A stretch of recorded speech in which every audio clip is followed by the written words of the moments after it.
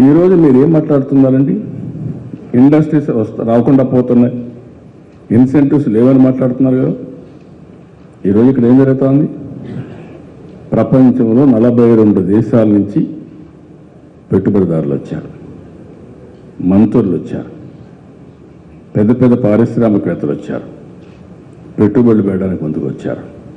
పోయిన సంవత్సరం పెట్టుబడులు పెట్టారు, అవి కూడా చూపిస్తాను. ఇప్పుడు మళ్ళీ వచ్చారు. మళ్ళీ వస్తే మీరు దౌర్జన్యాలు చేస్తే ఇక్కడ బీచ్ రోడ్లో కూర్చొని మేము విన్యాసాలు చేస్తాం, రౌడీజం చేస్తాం, స్థైర్య విహారం చేస్తాం అంటే ఎవడు వస్తాడని ఇక్కడికి రాకూడదు కదా. ఈరోజు పులివెందులకు ఎవడెందుకు రావడం లేదు? కడపకి ఎందుకు ఎవరు రావడం లేదు? నేను ఇప్పుడు కడప మారిందని చెప్పాల్సి వస్తూ ఉంది. కడపలో కూడా రౌడీజం లేదని చెప్పాల్సి వస్తూ ఉంది. పులివెందులో కూడా రౌడీజం ఉండదు, ఆర్థికంగా పైకి వచ్చారు, ఇప్పుడు అవన్నీ ఉండవు, ఇంకా భవిష్యత్తులో మీరేం భయపడద్దని చెప్పాల్సి వస్తుంది. అలాంటివి నేను చేస్తూ ఉంటే ఇప్పుడు వీళ్ళు వచ్చేసే పని ఏంటండి? ఎప్పుడు ఫిక్స్ చేసాం ఈ డేట్? ఎప్పుడో ఫిక్స్ చేసిన date. Republic day every year 26 తారీఖు జనవరి వస్తుంది. 27, 28 ఇన్వెస్టర్స్ మీటింగ్ ఎప్పుడో ఫిక్స్ చేశాం. ఈరోజు మీరు వచ్చి కావాలని చేస్తే ఏంటి మీ ఉద్దేశం? మొన్న మీరు చూశారు, తుని ఒక ట్రైన్ తగలబెట్టారు. తగలబెడితే గవర్నమెంట్ మీదనే సవాళ్ళు వెళ్తున్నారు. ఎప్పుడు చేశారు ఆ పని? ఇంటర్నేషనల్ ఫ్లీట్ రివ్యూ ఆ సమయంలో చేశారు. ఆ సమయంలో ఎంత టెన్షన్ క్రియేట్ చేశారండి మనకు. రాష్ట్ర పరువు పోగొట్టే పరిస్థితి తీసుకొచ్చారు. ఇప్పుడు దానికి ఒక జ్యుడిషియల్ కమిషన్ వేసాం. ఆ రిపోర్ట్ వస్తేనే ప్రాసెస్ మొదలు పెడతాం. దానికి ఇప్పుడు కావాలని చెప్పి జ్యుడిషియల్ కమిషన్ వేసిన తర్వాత చట్టబద్ధ కోసం కాపును కూడా బీసీలు చేర్చడం కోసం రిపోర్ట్ ఇమ్మంటే ఇప్పుడు ఆందోళన చేయడం ఏంటండి? ఈ ఇన్వెస్టర్ సమయంలో దానికి ఎవరు? ఆ రోజు ఇన్వాల్వ్ అయిన వాళ్ళే మళ్ళా పోయేసి చర్చలు చేశారు కదా. చూశారు కదా, వైఎస్ఆర్ కాంగ్రెస్ పోయి మళ్ళా అక్కడ ఉండే నాయకులతో చర్చలు చేశారు. అంటే what is your intention? Where are you going? అంటే మళ్ళీ మీరు బస్సులు తగిలిపెడతారా, లేకుంటే ట్రైన్స్ తగిలిపెడతారా, లేకుంటే రాష్ట్రాన్ని తగిలిపెడతారా? అంటే మీరు చేసే పని నేను చూస్తూ ఉండాలి. దిస్ వేర్ ఇవన్నీ వచ్చే పరిస్థితి వచ్చేది. ఈరోజు నేను అడుగుతున్నా, వాట్ ఈజ్ యువర్ ఇంటెన్షన్? ఈరోజు ఇన్వెస్ట్మెంట్ కావాలంటే వచ్చిన ఇన్వెస్టర్స్ని బెదిరించడంలో మీ ఆలోచన ఏంటి? అందుకని ప్రజలు ఆలోచించాల్సిన అవసరం ఉంది. ఇలాంటి తప్పుడు పనుల వల్ల చాలా వరకు దెబ్బతింటాం. అదే మరి ప్రజలందరూ ఆలోచించాల్సింది యువత ముఖ్యంగా. ఇలాంటి వాళ్ళు నమ్ముకుంటే రాష్ట్రం ఏమవుతుంది? ఎక్కడైతే ఇవన్నీ జరిగిన తర్వాత స్పెషల్ స్టేటస్ వచ్చిన రాష్ట్రాలు మన రాష్ట్రం ఎట్లా వెళ్తుందని కూడా చెప్పడానికి నేను అవి కూడా డిస్కస్ చేద్దాం. దాంట్లో కూడా ఏం తప్పలేదు. రెండోది, నేను దావోస్కి వెళ్ళాను. దావోస్కి వెళ్తే ఏం మాట్లాడారండి? నేను ఒక దావా పెట్టుకొని అక్కడ వచ్చిన వాళ్ళందరినీ మా ఇంటికి రండి, మా షాప్కి రండి, మా ఇంటికి వచ్చి భోంచేయండి అడుక్కున్నాను. Yes, I requested them. అదే పరిస్థితి ఆంధ్రప్రదేశ్ పరిస్థితి. ఒక డాబా పెట్టుకొని ఆ డాబా దారిలో అందరినీ రండి అని అడిగే పరిస్థితి మనది ఈరోజు. ఆ పరిస్థితి నుంచి కోలుకుంటున్నా, స్టెప్ బై స్టెప్ కోలుకున్నా. I'm very proud of it. విజయవాడలో మన ఎయిర్పోర్ట్ పరిస్థితి ఏంటంటే, రాజధాని ఎయిర్పోర్ట్ ఒక చిన్న షెడ్. ఆ షెడ్ చూస్తే అనేక సార్లు వెంకయ్య దాని గురించి ఎగతాళి చేసేవాడు. నాకే సిగ్గేస్తా ఉందా మన రాజధానికి రావాలంటే. ఇంటిది షెడ్లో. అశోక్ చెప్పండి, తొందరగా కట్టుకుందాం అంటే అక్కడి నుంచి ప్రారంభించాం. ఈరోజు అన్నది బెస్ట్ టర్మినల్ కట్ట, ఫస్ట్ టర్మినల్. అది కూడా ఫుల్ ప్లేటెడ్ కాదు, ఇంకా ఏరో బ్రిడ్జెస్ చాలా దానికి. ఫస్ట్ అది కట్టి దీని పక్కన మళ్ళీ పర్మనెంట్ టెర్మినల్ ఒకటి కట్టి ఏరో బ్రిడ్జెస్ పెట్టి రన్వే ఎక్స్పాండ్ చేసి ఆ తర్వాత దీన్ని ఎయిర్ కార్గోకి ఉపయోగించుకోవడానికి దాన్ని రెడీ చేశాం. విశాఖపట్నం ఆల్ ఫ్లైట్స్ రావడానికి ఈరోజు మనం చేసే పరిస్థితికి వచ్చాం. ఇదే పరిస్థితి నాకు ఒకప్పుడు హైదరాబాద్లో, మీరు గుర్తుపెట్టుకోవాలి. ఇదే మరి నన్ను ఆడిచ్చారు. హైదరాబాద్లో ఒక పక్క మత విద్వేషాలు, 6 నెలలు కర్ఫ్యూ. ఓల్డ్ సిటీలో కర్ఫ్యూ అయితే కర్నూలు రావడానికి కూడా వీల్లేదు, సిటీ నుంచి ఇటు విజయవాడకు రావడానికి వీల్లేదు. విజయవాడ రావాలంటే మలక్పేట నుంచి రావాలి, కర్నూలు పోవాలంటే ఓల్డ్ సిటీ రావాలి, వేరే ఆల్టర్నేటివ్ రోడ్ లేదు. అక్కడి నుంచి ప్రారంభించాం, కంట్రోల్ చేశాం. కమ్యూనల్ వైలెన్స్ పూర్తిగా కంట్రోల్ చేశాం. అక్కడి నుంచి నేను హైదరాబాద్ ఎయిర్పోర్ట్, ఒక్క ఫ్లైట్ లేదు, ఇంటర్నేషనల్ ఫ్లైట్. గవర్నమెంట్ ఆఫ్ ఇండియాతో ఫైట్ చేశాను. వాజ్పేయి గారిని అడిగాను, అప్పుడే ఓపెన్ స్కై పాలసీ తీసుకొచ్చి ఫస్ట్ ఫ్లైట్ దుబాయ్కి ఎమిరేట్స్ ద్వారా ఒక ఫ్లైట్ వేయించాం. అక్కడి నుంచి ట్రాఫిక్ పెంచాం.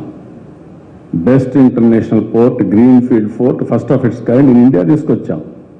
రోడ్స్ వెడల్పు చేశాం. సైబరాబాద్ సిటీయే చేశాం.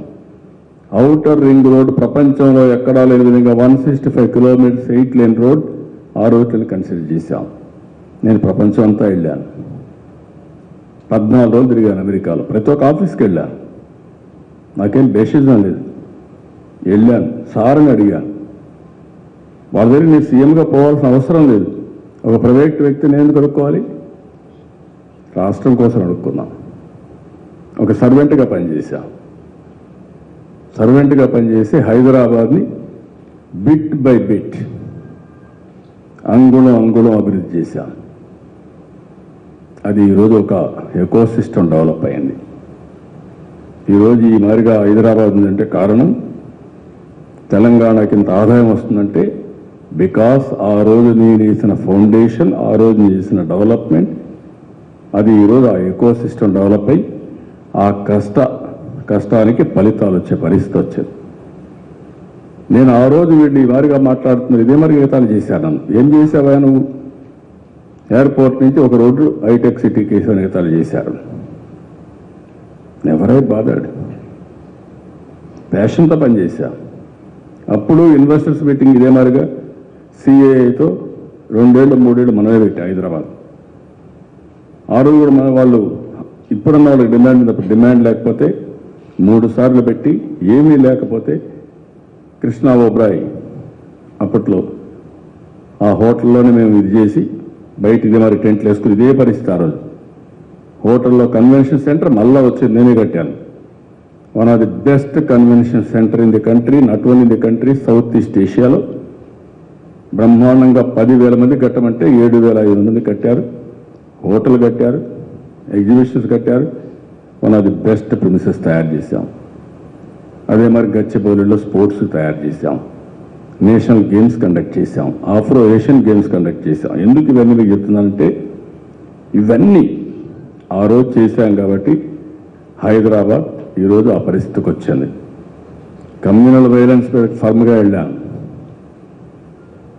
ముఠా కక్షల పైన ఎక్కడ చూసిన రాయలసీమ అంతా తగలబెడతా ఉంటే ఫర్మ్గా వెళ్ళాను. కడాన నక్సలైట్స్ మీరు చేసి కరెక్ట్ కాదంటే నా మీద అటాక్ చేశారు. వెంకటేశ్వర స్వామి నన్ను కాపాడాడు. 25 గ్లేమోర్స్ పెట్టారు నా మీద. నేను అధైర్యపడ్డా, కానీ నమ్మిన దీనికోసం ప్రజలకు మంచి జరగాలనే ఉద్దేశంతో నేను ముందుకు పోయాను తప్ప ఇంకోటి కాదు. అందుకనే ఈరోజు కూడా అదే పరిస్థితి. ఆ రోజు కన్నా ఆ రోజు కాస్తో కోస్తో మెచ్యూర్డ్ లీడర్షిప్ ఉంది కాంగ్రెస్లో, అనుభవం ఉండే నాయకత్వం ఉంది. ఇప్పుడు అనుభవం లేని నాయకత్వం, నేరాలకు అలవాటు పడిన నాయకత్వం, ఎప్పుడూ ప్రజల యొక్క మన్నలు పొందని నాయకత్వం. ప్రజలు ఏ విధంగా ఆలోచిస్తారు అనుకుంటే ఎయిర్పోర్ట్కి రారు వాళ్ళు. ఈరోజు ఇలాంటి తప్పుడు పనులు చేయరు. వాళ్ళు తప్పుడు పనులు చేశారని నేను గమనింట్లో పడుకుంటే, జరగరాని సంఘటన జరిగితే ఈ రాష్ట్రం మొత్తం భ్రష్టు పట్టిపోతుంది. మళ్ళీ మనం రికవర్ కాలేము. వన్స్ ఆ యాంగిల్లో వెళ్ళిపోతే ఇంక మనం ఈ 3 ఏళ్ళు అజిటేషన్ చేసుకుంటూ, ఎట్లయితే 2009 నుంచి 5 ఏళ్ళు హైదరాబాద్ అజిటేషన్ జరిగి రాష్ట్రం అభివృద్ధికి నోచుకోలేకపోయింది. ఆ పరిస్థితికి వస్తుంది. ఆ విషయం మనం గుర్తుపెట్టుకోవాల్సిన అవసరం ఉంది. అందుకని ఈరోజు మీరు చూసినప్పుడు ఎన్నండి మీరు చూశారు ఇదే కాలంలో రైతులు 35,000 ఎకరాలు భూమి ఇస్తే రాజధానికి అపోజ్ చేస్తారండి ఎవరన్నా? నిన్న కూడా పోయి అపోజ్ చేస్తే వాళ్ళు తిట్టుకునే పరిస్థితి. ఏంటి మా కర్మ? రేట్లు పెరిగే సమయంలో వీళ్ళు వచ్చి మళ్ళీ అజిటేషన్ చేస్తున్నారు అంటే రేట్లు పడిపోవాలి. ఎవడు రాకూడదు ఇక డెవలప్మెంట్కి. ఎవరన్నా వచ్చి డెవలప్మెంట్ చేస్తే రేట్లు పెరుగుతాయి. వీళ్ళకి వాల్యుయేషన్ వస్తుంది. ప్లాట్లన్నీ ఇచ్చేసాం. ఈరోజు రేపు అన్ని గ్రామాలకు ఇచ్చాం. ఇక్కడ 4 బిల్డింగులు వచ్చాయనుకోండి, రియల్ ఎస్టేట్ వాల్యూ పెరుగుతుంది. అది రాకుండా చేయడం కోసం కక్షగట్టి పని చేస్తున్నారు. ఇంకో పక్క ఇక్కడ చూశారు Bhogapuram, same thing. Right main canal of పోలవరానికి సేమ్ థింగ్ చేశారు. ఇంకొక పక్కన ఈరోజు మచిలీపట్నం, ఇంకొక పక్కన మీరు చూస్తే కాకినాడ మొన్నే ఇండస్ట్రీస్ మీద, అదే మరి ఫుడ్ పార్క్ వెస్ట్ గోదావరి, కడాన గాలేరు నగిరి పులివెందులకు నీళ్ళు ఇచ్చేదని కూడా అడ్డం పడితే మీరు ఎన్ని అడ్డం పడినా ఏం సాధ్యం కాదు. నేను చేసి తీర్థాన్ని చేశాను. చిత్తూరు జిల్లా కంటే పులివెందులకు ముందు నీళ్ళు ఇచ్చే పరిస్థితి తీసుకొచ్చాం. ఇవన్నీ చేయగలుగుతున్నామంటే ఒక దృఢ సంకల్పంతో ముందుకు పోయాం కాబట్టి ఇవన్నీ చేయగలుగుతున్నా తప్ప ఇంకోటి కాదు. అందుకని ఈరోజు మీరు గుర్తుపెట్టుకోవాల్సింది, రాష్ట్రంలో ఉండే ప్రజలందరికీ విజ్ఞప్తి చేస్తున్నాం. నాకు ఏం స్వార్థం లేదు. నా కోసరం కాదు, నా కుటుంబానికి అంతకంటే కాదు. నేను ఇంత కష్టపడాల్సిన అవసరం లేదు. కానీ నన్ను నమ్ముకున్నారు, ఓట్లేశారు. మళ్ళీ ఈ కష్టకాలంలో నేనైతేనే గట్టెక్కించగలుగుతాననే ఉద్దేశంతో, అచంచలమైన విశ్వాసంతో నన్ను ఎంపిక చేసుకున్నారు. ఆ స్ఫూర్తి, మీరు చూపించిన ఆదరణ అనునిత్యం నా బాధ్యతలు గుర్తు చేస్తాం. అందుకే ఎన్ని తిట్టినా, నా జీవితంలో అనుభవం ఉండే నాయకులు ఎవరు నాతో మాట్లాడలాం. చెన్నారెడ్డితో పోరాడా, విజయభాస్కర్ రెడ్డితో పోరాడా, ఇందిరాగాంధీతో పోరాడా, రాజీవ్ గాంధీతో పోరాడా, రాజశేఖర్ రెడ్డితో పోరాడా. ఎవరు కూడా ఒక్కసారి రాజశేఖర్ రెడ్డి పౌరుషంగా మాట్లాడితే మళ్ళా భయపడిపోయి అపాలు చెప్పే పరిస్థితికి వచ్చాడు. అలాంటిది మీరు చూశారు. ఎందుకలు చెప్పుతో కొట్టండి. ఎంత దారుణంగా ప్రవర్తిస్తున్నారంటే ఒక్కొక్కసారి మనం కూడా మనుషులు కట్టుకుని బాధేస్తుంది. ప్రజల కోసం అనుభవించాలి. That is what is happening today. కానీ ఇంకొక పక్కన కర్తవ్యం నిర్వర్తించేటప్పుడు కానీ మనం కానీ ఏమాత్రం రాజీ పడి సరెండర్ అయితే, లేకుంటే ఎక్కడైనా సరే అప్రమత్తంగా లేకపోతే పూర్తిగా రాష్ట్రం నష్టపడిపోతుంది. మళ్ళీ దీన్ని ఘాట్లో పెట్టడం కష్టం. అందుకని ఒక దృఢ సంకల్పంతో ముందుకు పోతున్నాం. కొంతమంది కావాలని ఎన్ని కల్పించినా దాన్ని ఏ విధంగా ఎదుర్కోవాలనో ఎదుర్కొంటూనే చట్టపరంగా ఎక్కడికక్కడ ఏ విధంగా మనం ముందుకు పోతున్నాం. నేను రాష్ట్రంలో ఉండే ప్రజాధికారికి అందరినీ ఒకటే కోరుతున్నాం. మొత్తం ఒకసారి మీరు ఆలోచించుకోండి. యువత కూడా ఆలోచించండి. ఈరోజు దేశంలో ఈ 2.5 సంవత్సరాల్లో ఎక్కడా జరగని అభివృద్ధి మన రాష్ట్రంలో జరుగుతూ ఉందంటే అది నా కష్టం. రెండోది, కేంద్రం నుంచి కూడా రావాల్సిన నిధుల్ని కాస్తో కూస్తో మనం అనుకున్నట్టు అన్నీ రాకపోయినా ఎప్పటికప్పుడు ఏ డిపార్ట్మెంట్లో వీలైతే ఆ డిపార్ట్మెంట్ డబ్బులు తీసుకొస్తున్నాం. ఈరోజు ఒక్క విషయం మీరు గుర్తుపెట్టు, నరేగాలో 6,000 కోట్లు ఈ సంవత్సరం డ్రా చేస్తున్నామండి. ఒక్క నరేగా 6,000 కోట్లు డ్రా చేస్తున్నాం. 5,000 కిలోమీటర్లు సిమెంట్ రోడ్లు వేస్తున్నాం. 2,20,000 ఫార్మ్ పాయింట్స్ ఇప్పటికే దువ్వాం. 2,22,000 దువ్వాం. మిగిలినవి కూడా కంప్లీట్ చేయబోతున్నాం. ఊర్లో అన్ని బిల్డింగ్స్ అన్నీ కంప్లీట్ చేస్తున్నాం. కన్వర్జెన్స్ తీసుకొచ్చాను. మొత్తం ఆల్ ఫండ్స్ని కన్వర్జెన్స్ తీసుకొచ్చి అన్నీ కూడా కంప్లీట్ చేసే పరిస్థితికి వచ్చాను. కాబట్టి ఈ విషయాలన్నీ మీరు గుర్తుపెట్టుకోవాల్సిన అవసరం ఉంది. నేను అందుకని ప్రజలందరూ కూడా విజ్ఞప్తి చేస్తున్నాను.